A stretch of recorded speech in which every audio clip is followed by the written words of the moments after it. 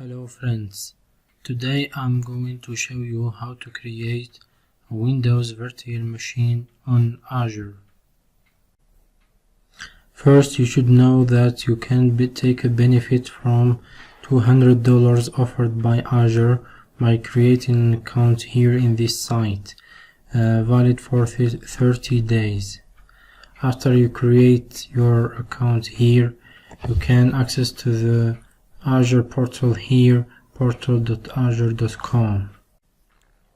So this is the main interface in the Azure portal. You can create a new virtual machine by clicking here, create a resource, or clicking here virtual machine. I click here virtual machine. I display no virtual machine here, so I click here add to create a new virtual machine. I will configure my virtual machine. Before creating it, I will configure the basics, disk, networking, management, so follow me please. So first you must specify what subscription you are using. Here I dispose the Visual Studio Enterprise subscription. Then you must specify the resource group. Here I'm using VM resource group.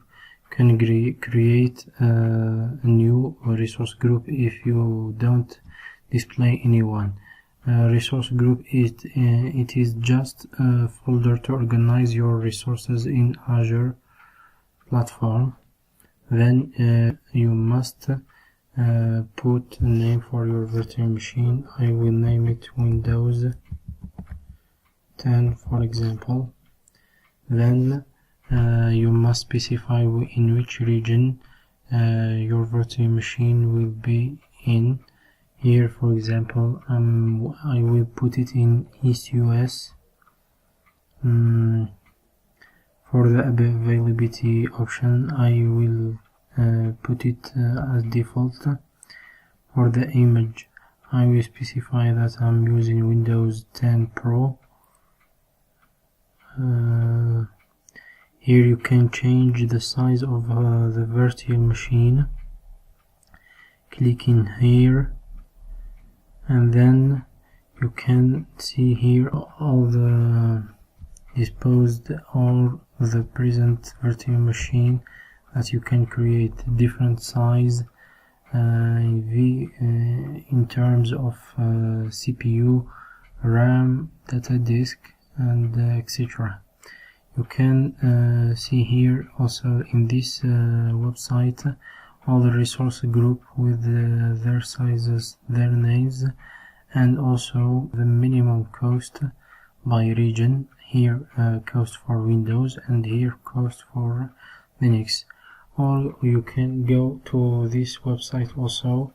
This is an official website created by Microsoft. Allow you to compare prices for different virtual machines and different Azure resources. For this demo I'm using standard D2 machine which has 2 CPUs, vCPUs, and 7 GB of memory. Then you must configure the administrator account. I give root as name, root DZ for example, as username. Then I will create my password. I will confirm my password. So everything is good. Then after that I will jump for disks. Here I will use standard SSD disk. You can create and attach new disks if you need. After that we configure our networking.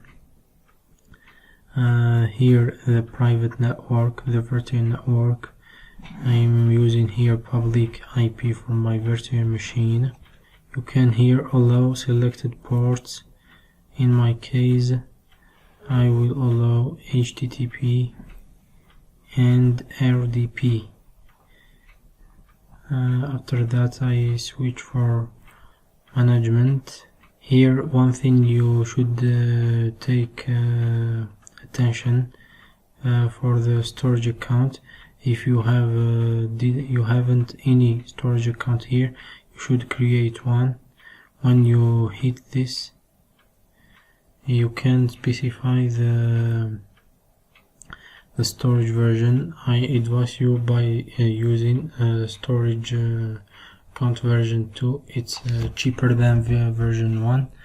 You must give it a name and then click OK, and after that you should use it here as a storage account in your virtual machine.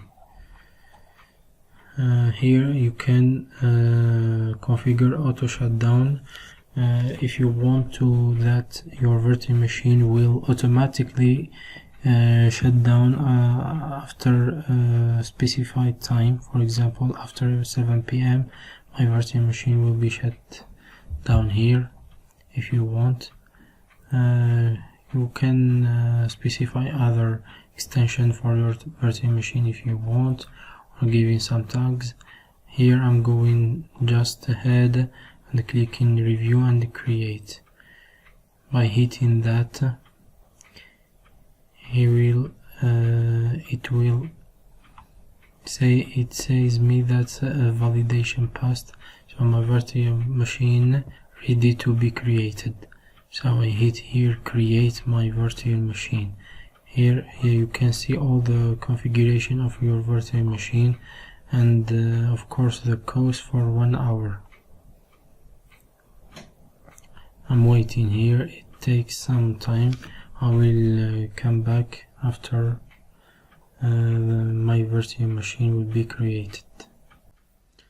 After your virtual machine is ready and you get this notification, deployment succeed, and you can click here go to resource in order to see your new virtual machine.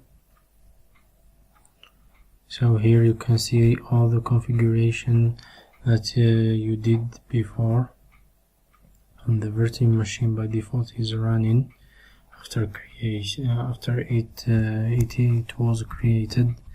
So in order to use this virtual machine, we click here to connect to this virtual machine.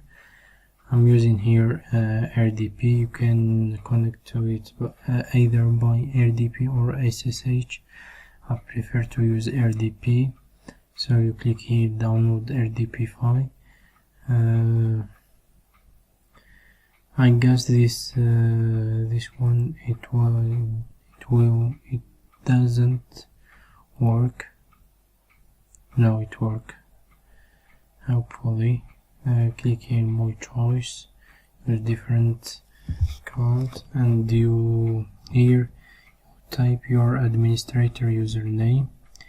In my case, root dz, and you type your password of your virtual machine, then hit enter, and here you must agree on the certificate.